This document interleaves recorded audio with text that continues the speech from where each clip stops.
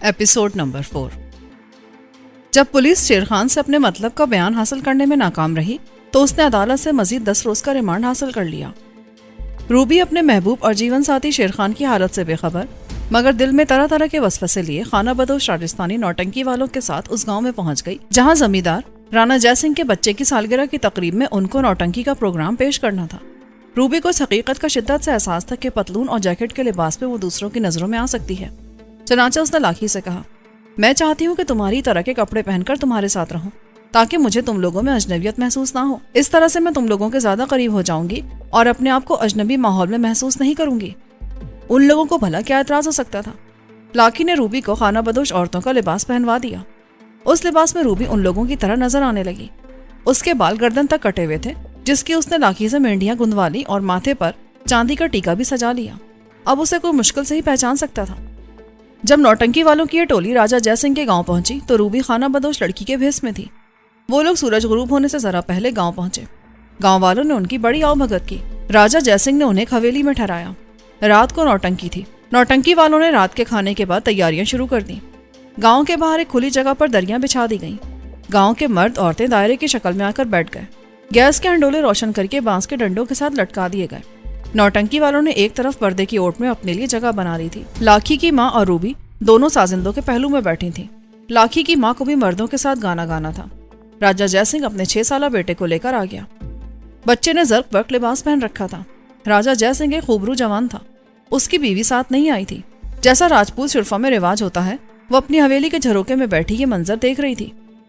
सहराई रात खामोश और सहरज़दा थी। नौटंकी वालों की टोली में लाखी और दीरबाला 2 बेहतरीन गाने और नाचने वालियां थीं। दोनों को पर्दे की ओट में तैयार किया जा रहा था। राणा अपने बेटे को अपने पहलू में बिठाए एक काउच पर विराजमान था और बड़ा कीमती सिगार पी रहा था। उसने अपने मुख्तार कार को इशारा किया और कहा, इन्हें कहो शुरू करें। साजिंदों ने राणा का इशारा देख लिया था। इससे पहले कि मुख्तार कार उनको कुछ कहता, नक्कारची ने नकारे पर छड़ियां चलानी शुरू कर दी। शीशा तरंग वाले लड़के भी अपने शीशे के साथ साज बजाने लगे। रूप मस्तीबाज बहादुर की दास्तान उल्फत का ये खेल सहराई रात में सितारों की छांव में जारी रहा। रूबी ने इस दौरान महसूस किया कि राणा जयसिंह कभी कभी बड़ी गहरी नजरों से उसको देख लेता है। उसने कोई ख्याल न किया। असल वजह यह थी कि अपने गोरे रंग और दिल का शहरी नैन नक्श की वजह से वो खाना बदोशों के लिबास में भी उन लड़कियों से बिल्कुल मुख्तलिफ लग रही थी। वो गैस के हंडोले की रोशनी में बैठी थी जहां राणा जयसिंह की नजरें उस पर बड़ी आसानी से पड़ सकती थीं। रात के 3 बज रहे थे जब नौटंकी खत्म हुई। रूबी ने पर्दे के पीछे जाकर लाखी और दीरबाला को मुबारकबाद दी और उनके रक्स की बड़ी तारीफ की। सब लोग अपनी अपनी चीजें समेटकर हवेली में आ गए जहां उनकी रिहाइश का इंतजाम किया गया था। लाखी, दीरबाला, रूबी और दूसरी औरतें पर्दा लगाकर कालीन पर सोने के लिए लेट गईं। दूसरी तरफ अधेड़ उम्र औरत और उस मंडली का सरबरा बूढ़ा जग्गू वो नोट गिन रहा था जो राणा ने गाने वालियों पर निछावर किए थे। वो बड़ा खुश था। आज तो लक्ष्मी देवी बड़ी मेहरबान है रानी, अभी ठाकुर से इनाम की रकम मिलने की भी उम्मीद है। इतने में राणा का हास नौकर अंदर आया और उसने जग्गू से कहा, तुम्हें राणा जी ने याद किया है, मेरे साथ चलो। जग्गू ने मुस्कुराकर अधेड़ उम्र औरत रानी की तरफ देखा और फौरन नौकर के साथ चल दिया। राणा अपनी हवेली की बैठक में आहिस्ता आहिस्ता टहल रहा था। दीवार के साथ साथ पुरानी वजह के आबनों से काउच लगे थे। दीवारों पर राणा के अजदाद की बड़ी बड़ी रंगीन तस्वीरें सजी थीं। जग्गू ने अंदर दाखिल होते ही झुककर प्रणाम किया और हाथ बांधकर खड़ा हो गया। राणा ने नौकर को चले जाने का इशारा किया। फिर वो जग्गू की तरफ मुतवज्जो होकर बोला, तुम्हारी नौटंकी हमें बहुत पसंद आई है। फिर उसने लकड़ी के काम वाली पुरानी अलमारी खोलकर उसमें से नोटों की गड्डी निकाली और जग्गू की तरफ बढ़ाई। ये तुम्हारा इनाम है। जग्गू ने भिखारियों की तरह हाथ फैला दिए। राणा ने हाथ जरा पीछे खींच लिया। तुम्हारे पास गोरे रंग वाली लड़की कौन थी जग्गू? उसने नौटंकी में हिस्सा क्यों नहीं लिया? जग्गू एक तजुर्बेकार, होशियार और बड़ा काइया आदमी था। उसने ऐसे कई ऐशपरस्त जमींदार राणा और ठाकुर देखे थे। वो फौरन समझ गया कि राणा ने ये बात किस गर्ज के लिए पूछी है। राणा का इशारा रूबी की तरफ था। जग्गू ने अनजान बनते हुए पूछा, माई बाप किस लड़की का पूछते हैं? राणा ने मजीद वजाहत करते हुए रूबी का हुलिया भी बयान कर दिया। जग्गू ने बड़ी अयारी से काम लेते हुए फौरन एक कहानी दिल में घड़ ली। वो बोला, माई बाप उस लड़की का नाम कौशल्या है। वो हमारी मंडली में नई नई आई है, अभी नाच गाना सीख रही है। जग्गू समझ गया था कि अय्याश राणा जी का दिल उस लड़की पर आ गया है और माल कमाने का सुनहरी मौका है। रूबी ना जाने कौन थी और कहां से आ गई थी। जग्गू बड़ी आसानी के साथ उसे राणा के पास फरोख्त करके वहां से रफू चक्कर हो सकता था। खाना बदोशों का क्या है, आज यहाँ तो कल वहां। फिर रूबी का कोई वाली वारिस भी नहीं था। अगर कोई वाली वारिस खोज लगाता, राणा जयसिंह की हवेली में आ भी गया तो वो लड़की बरामद नहीं कर सकेगा। एक बार लड़की राणा की हवेली में दाखिल हुई तो फिर उसकी लाश भी किसी को नहीं मिल सकेगी। ना जाने ऐसी कितनी लड़कियां इन जागीरदारों ठाकुरों की अय्याशियों की भेंट चढ़कर हवेली के तारीख तहखानों में दफन हो गई थी और किसी को कानो कान खबर नहीं हुई थी। जग्गू हाथ बांधे राणा के हुजूर खड़ा था। राणा ने 100 के नोटों की गड्डी जग्गू के हाथ में थमाई और बोला, 5000 रुपयों की एक गड्डी मेरी अलमारी में पड़ी है, वो भी तुम्हारा इनाम है, मगर ये इनाम तुम्हें उस वक्त मिलेगा जब उस लड़की को तुम मेरे पास छोड़ने आओगे। जग्गू ने गड्डी को अपनी सदरी में डालते हुए अर्ज किया, माई बाप, आपका हुक्म मैं कैसे टाल सकता हूँ, पर एक बात है, लड़की का मामू भी हमारे साथ है, मुझे उसे इधर उधर करना पड़ेगा। ठीक है, तुम एक दिन मजीद यहाँ ठहर जाओ, कल रात भी यहाँ नौटंकी का खेल करना। जग्गू भी यही चाहता था। वो बोला, जो हुक्म माई बाप, अब आज्ञा दें। राणा ने अपनी शार्क स्किन की सफेद अचकन की जेब से 100 के 5 नोट निकालकर जग्गू को दिए। कल रात लड़की मेरे पास छोड़कर तुम सुबह होने से पहले पहले यहाँ से निकल जाओगे। बाकी 4500 तुम्हें उस वक्त मिलेंगे जब लड़की को मेरी इस बैठक में तुम लाओगे। जग्गू ने 500 रुपये अपनी जेब में डाले और दोनों हाथ माथे पर ले जाकर प्रणाम किया। लड़की कल रात सरकार के कदमों में होगी, पर हुजूर किसी को इस बात की खबर ना हो, हम गरीब आदमी हैं, पुलिस के हत्थे चढ़ गए तो कोई पूछने वाला नहीं होगा। तुम इसकी चिंता ना करो, लड़की एक बार हमारे पास आ गई तो फिर हम जाने और हमारा काम। पुलिस के क्या मजाल जो उधर आंख भी उठा सके। हाँ, अगर लड़की के मामू ने कोई गड़बड़ की तो उसके साथ तुम्हारी लाश भी किसी को नहीं मिलेगी। माई बाप, मैं उसको संभाल लूंगा, आप उसकी चिंता ना करें। आधी रकम उसे दे दूंगा, मगर आपको परेशान नहीं होने दूंगा। ठीक है, अब जाओ, आराम करो। कल रात 12 बजे के बाद मैं इस बैठक में तुम्हारा और उस लड़की का इंतजार करूंगा। जग्गू से झुककर प्रणाम करता बैठक से बाहर आ गया। उसकी खुशी की कोई इंतहा नहीं रही थी। 2000 रुपया इनाम मिला था, 500 अलग से मिल गए थे और 4500 की रकम कल रात उसे मिलने वाली थी। हवेली में आकर उसने 2000 की रकम अधेड़ उम्र औरत रानी के हवाले की और बोला, राणा जय सिंह ने ये इनाम दिया है, इसे संभालो। बाकी उन्होंने कहा है कि वो कल भी नौटंकी देखेंगे। रानी बड़ी खुश हुई, उसे इतने सारे रुपए मिलने की उम्मीद नहीं थी। वो बोली, अरे जग्गू, कल की नौटंकी का भी इनाम मिलेगा कि नहीं? क्यों नहीं, वो कोई हमारी तरह गरीब गुरबा है क्या? जग्गू ने वो 500 रुपये अपने पास ही रखे, ये तो उसका माल था। वो एक तरफ चादर ओढ़कर लेट गया।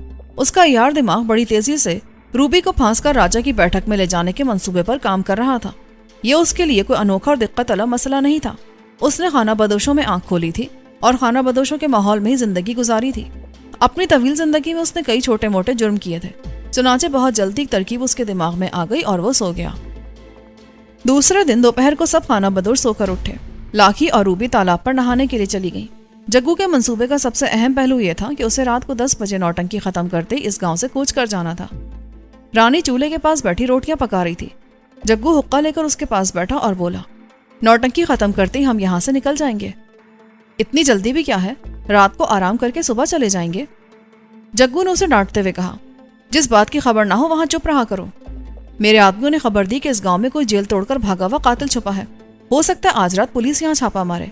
पुलिस हमें भी शक्को शुबे में पकड़ सकती है, इसलिए नौटंकी के खत्म होते ही हम यहाँ से चलते बनेंगे।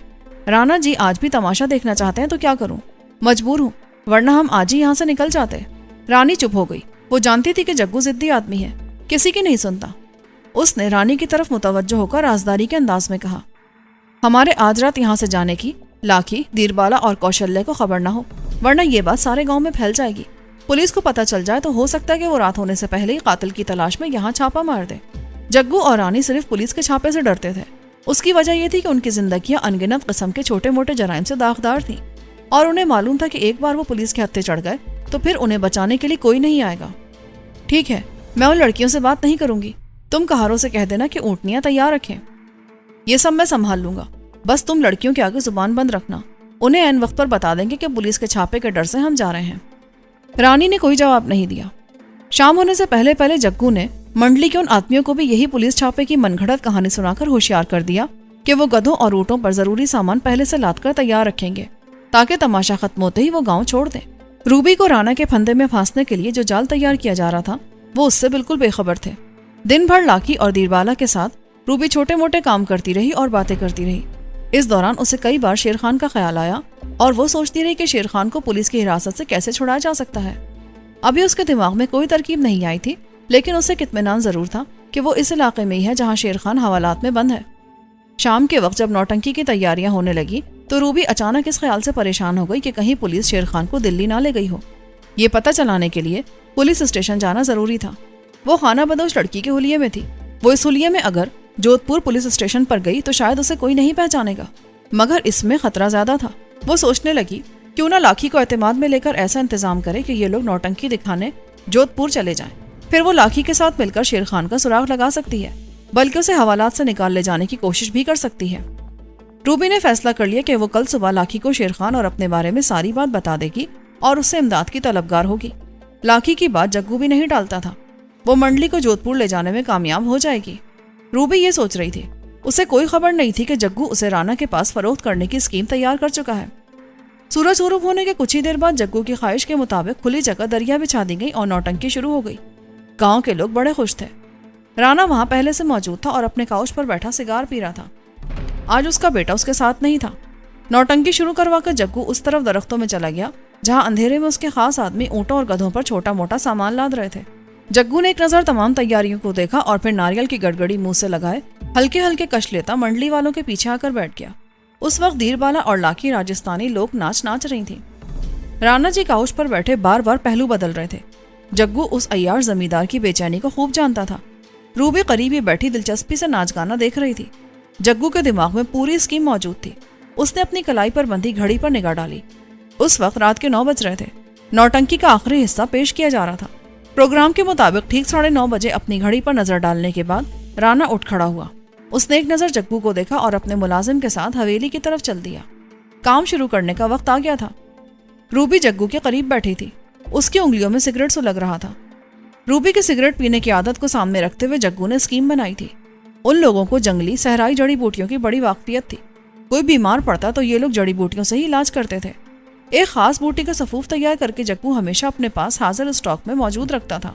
उस सफूफ की ये तासीर थी कि उसकी चुटकी भर खुराक पानी में घोलकर किसी को पिला दी जाए तो वो बेहोश हो जाता था। जग्गू ने मौका महल की मुनासिबत से एक सिगरेट तैयार कर रखा था जिसमें सफूफ भर दिया गया था। राना अपनी हवेली की तरफ गया तो उसके थोड़ी ही देर बाद जग्गू उठकर रूबी के पास आया। बेटी कौशल्या, तुमसे एक जरूरी बात करनी है। गांव के बाहर जो कुआं है वहां चलो। रूबी ने हैरत से जग्गू को देखा। बेटी, मैं यहाँ तुम्हें कुछ नहीं बता सकता। तुम कुएं पर चलो। एक आदमी ने तुम्हारे नाम बड़ा खास पैगाम भेजा है जो तुम तक पहुंचाना है। रूबी के कान खड़े हो गए। कहीं शेर खान ने तो कोई पैगाम नहीं भेजा। वो फौरन उठी और गाने वालों के अकब से होती हुई गांव वाले कुएं की तरफ चल दी। उसे पक्का यकीन था कि शेर खान ने किसी के हाथ उसके लिए कोई जरूरी पैगाम भेजा है। रूबी को गए 10 मिनट गुजर गए तो जग्गू बड़े सुकून से चलता ऊँटनियों की तरफ से होता हुआ गांव के बाहर वाले कुएं की तरफ तेज तेज कदमों से चलने लगा। यहाँ अंधेरा था। आसमान पर तारे निकले थे। गांव में सिर्फ राणा जयसिंह की हवेली के ऊपर वाली मंजिल में रोशनी हो रही थी। गांव वाले कुएं का इंतखाब जग्गू ने इसलिए किया था कि यहाँ से राणा की बैठक चंद कदमों के फासले पर थी। जग्गू की जेब में लकड़ी का एक सिगरेट केस भी था। उस केस में सिर्फ 2 सिगरेट थे। एक आम सिगरेट था और दूसरा सिगरेट में बेहोशी का सफूफ भरा हुआ था। उस सिगरेट के फिल्टर को जग्गू ने चाकू की नोक से खुरदुरा कर दिया था ताकि रात के अंधेरे में उसकी उंगलियां उसे पहचान ले। वो कुएं के पास आया तो रूबी वहां बेचैनी से उसकी राह देख रही थी। जग्गू ने जाते ही रूबी के सर पर हाथ रखा। कौशल्या, तुम मेरे लिए बेटी की जगह हो। तुम्हें हमारी मंडली में आए कुछ ही रोज हुए हैं, मगर तुम मुझे बेटियों जैसी प्यारी हो गई हो। जग्गू बाबा, बात क्या है? किसने पैगाम भेजा मेरे लिए? रूबी की बेचैनी देखकर जग्गू समझ गया कि तीर निशाने पर बैठा है और इस लड़की के पीछे जरूर कोई ऐसा आदमी जिसके बारे में ये परेशान है। जग्गू ने जेब से माचिस और सिगरेट केस निकाला और सांस भरकर बोला, बेटी, जिस आदमी ने यह पैगाम भेजा है उसे किसी तरीके से पता चल गया कि तुम हमारी मंडली के साथ हो। पैगाम से लगता है कि वो तुमसे प्रेम करता है। रूबी की बेचैनी में मजीद इजाफा हो गया। बाबा, जल्दी बताओ ना, किसने पैगाम भेजा है? क्या उसका नाम शेर खान तो नहीं? जग्गू बड़ा खुश हो गया। रूबी ने खुद ही उसके हाथ में तुरुप का पत्ता थमा दिया था। तुमने ठीक पहचाना बेटी, शेर खान ने तुम्हारे लिए पैगाम भिजवाया है। पर घबराओ नहीं, ऐसी वैसी कोई बात नहीं है। तुम इत्मीनान से बैठो, मैं तुम्हें सारी बात बता देता हूँ। लो, सिगरेट पियो, ये विलायती है। जयपुर में गोरे सैलानी ने मुझे इसकी डिब्बी दी थी। रूबी को उस वक्त सिगरेट से कोई दिलचस्पी नहीं थी, पर जग्गू का दिल रखने के लिए उसने सिगरेट सुलगा लिया। मेरी बच्ची, शेर खान ने तुम्हें आज रात 2 बजे पुरानी बारादरी के खंडर में बुलाया है। रूबी का चेहरा खुशी से खिल उठा। जग्गू ने इत्मीनान का सांस लिया। बेटी, जमाना बड़ा खराब है। मुझे तुम अपनी बच्ची की तरह अजीज हो। डर है कि तुम किसी मुसीबत में ना फंस जाओ। वैसे मैं तुम्हारे साथ हूँ। मुझे बताओगी कि ये शेर खान कौन है? तुम हिंदू हो और यह आदमी मुसलमान है। क्या तुम उससे प्रेम करती हो? इस दौरान रूबी सिगरेट के 2-3 कश लगा चुकी थी। शेर खान से मिलने के तसव्वुर ने उसके जज्बात में हलचल सी मचाती थी। वो बोली, बाबा, मैं शेर खान से प्यार करती हूँ, मगर दुनिया वाले हम एक जगह इकट्ठा नहीं देखना चाहते। जग्गू रूबी की तरफ गहरी नजरों से देख रहा था। बूटी के सफूफ का असर उस पर क्यों नहीं हो रहा? कहीं सफूफ की तैयारी में कोई गलती तो सरजद नहीं हो गई? जग्गू ये सोच ही रहा था कि बात करते करते रूबी ने अपना सर दोनों हाथों से थाम लिया। क्या बात है बेटी, क्या सर दर्द करने लगा है? रूबी को चक्कर आया और वो जग्गू की गोद में बेहोश होकर गिर पड़ी। जग्गू ने उसे फौरन अपने कंधे पर डाला और हवेली की तरफ चल दिया। हवेली की बैठक में रोशनी हो रही थी। उसने बैठक में जाते रूबी को पलंग पर डाल दिया। राणा ने जल्दी से दरवाजा बंद किया और रूबी की तरफ देखकर बोला, इसे क्या हो गया है? सरकार, मैंने इसको बेहोशी की दवा पिला दी है। ऐसा ना करता तो इसे आपके पास में कभी नहीं ला सकता था। इसके मामू को मैंने दोपहर को ही जयपुर भिजवा दिया था। हम रातों रात यहाँ से जा रहे हैं। आपकी अमानत मैंने आपको पहुंचा दी है। अब आके जाकर मेरा जो हाल हो सो हो। भगवान जाने मुझे इसका मामा जिंदा भी छोड़ेगा कि नहीं। इसे संभालिए, दिन निकलने तक उस बूटी का असर रहेगा, फिर इसे होश आ जाएगा। राणा ने झुककर रूबी की नब्ज देखी। वो बिल्कुल ठीक चल रही थी, सांस भी नॉर्मल तरीके से आ रही थी। राणा जयसिंह ने अलमारी से 4,500 की रकम निकाली और जग्गू को दी। अब तुम में से कोई कभी इस गांव का रुख ना करे। माई बाप, हम तो इस गांव को भूल जाएंगे, पर आप भी इस छोकरी का ख्याल रखिएगा। ये बड़ी होशियार लड़की है। वो मैं जानूं और मेरा काम। अब तुम यहाँ से निकल जाओ। जग्गू ने आर्जी से कहा, सरकार, मेरे नाम का आपने वादा किया था। राणा ने जेब से 100 के 5 नोट निकालकर जग्गू के हवाले किए। जग्गू सलाम करने के बाद बैठक से निकलकर गांव की अंधेरी गली में गायब हो गया। उसके जाते ही राणा ने अपना उल्टा हाथ बेहोश रूबी की गर्दन के साथ लगाया। रूबी का दिल नपी तुली ताल के साथ धड़क रहा था। उसका बदन गर्म था। राणा के चेहरे पर हविसनाक जज्बों का साया सा लहरा के रह गया। मुझे इसके होश में आने का इंतजार करना होगा। राणा ये सोचकर पीछे हट गया और फिर दूसरे कमरे में चला गया। खानाबदोश जग्गू ने कहा था कि लड़की को सुबह होश आ जाएगा। सुबह होने में ज्यादा देर नहीं थी। राणा उस वक्त तक जामो मेना से दिल बहलाना चाहता था। उसने अपनी राजदार नौकरानी को दूसरे कमरे में भिजवा दिया था। राणा की पत्नी हवेली के ऊपर वाली मंजिल में अपने बेडरूम में सो रही थी। वो एक मजबूर और खानदानी रस्म रिवाज और वजादारियों में जकड़ी हुई औरत थी और अपने खाविंद की बदआदतों से अच्छी तरह वाकिफ थी, मगर वो महलनुमा हवेली में रहकर अपने बच्चों की अच्छी तरह से परवरिश करना चाहती थी। राणा जयसिंह ने एक जाम बनाया और विक्टोरियन तर्ज की ऊंची पुश्त वाली कुर्सी पर कद्दे आदम आईने के सामने बैठकर हल्के हल्के घूंट भरने लगा। रात का पिछला पहर आहिस्ता आहिस्ता गुजर रहा था। दूसरी तरफ ऐसा हुआ कि रूबी को होश आ गया। शायद ये उसकी कुव्वत मदाफियत थी या जवानी के खून का जोश था कि बेहोशी के सिगरेट का असर वक्त से पहले जायल हो गया। रूबी ने आंखें खोली तो उसे ऐसा महसूस हुआ कि वो नर्म बिस्तर पर लेटी है। छत के साथ छोटा सा फानूस जल रहा था, जिसकी रोशनी में रूबी को सामने दीवार पर लगी काफी बड़ी रंगीन तस्वीर नजर आई। उसने फौरन पहचान लिया। ये राणा जयसिंह की तस्वीर थी, जो रात नौटंकी में बैठा उसे बुरी नजरों से देखते हुए बार बार पहलू बदल रहा था। रूबी के दिमाग में उल्टी फिल्म चलने लगी। सारा मामला एकदम उसकी समझ में आ गया। जग्गू ने उसे शेर खान से मुलाकात करने के बहाने राणा के हवाले कर दिया था। रूबी उठकर बैठ गई। उसका जहन तेजी से काम करने लगा था। ये बात उससे छुपी हुई नहीं थी कि अगर राणा ने उसको खरीद लिया है तो वो उसकी कैद से इतनी आसानी से नहीं निकल सकेगी, जबकि वो अभी इसी इलाके में रहना चाहती थी। मुझे क्या करना चाहिए? रूबी का दिमाग गर्म हो गया। वो पलंग से उठकर दरवाजे के पास गई। दरवाजे पर मोटा सा ताला पड़ा था। कमरे में कोई खिड़की भी नहीं थी। एक दरवाजे पर पर्दा गिरा था। रूबी पर्दे के करीब गई और उसने जरा सा पर्दा उंगलियों से खिसका कर देखा। दूसरी जानिब राणा बैठा शराब से जी बहला रहा था। वो दबे कदमों चलती वापस पलंग पर आकर लेट गई। उसने आंखें बंद कर ली।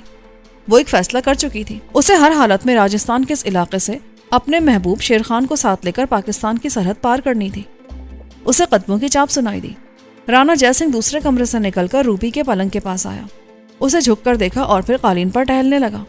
उसके एक हाथ में सिगार था। कमरे की बंद फिजा में सिगार की तल्ख सी बू फैल गई। रूबी ने दिल ही दिल में एक तरकीब सोची और फिर आंखें खोलकर मसनूई घबराहट के साथ बोली, मैं कहाँ हूँ जग्गू बाबा, मैं कहाँ हूँ? राणा जल्दी से पलंग की तरफ आया और रूबी पर झुककर सख्त लहजे में बोला, जग्गू बाबा तुम्हें मेरे पास भेज गया है। अब तुम मेरी मिल्कियत हो, मेरी कनीज हो, मेरी दासी हो। खबरदार जो अगर तुमने शोर मचाया, तुम्हारी लाश भी वरना किसी को नहीं मिलेगी। रूबी ने अपनी तरकीब पर अमल करते हुए बड़े दिलरुबाई के अंदाज में राणा की तरफ देखा और बोली, कुंवर जी, जग्गू बाबा से मुझे खरीदने की भला क्या जरूरत थी?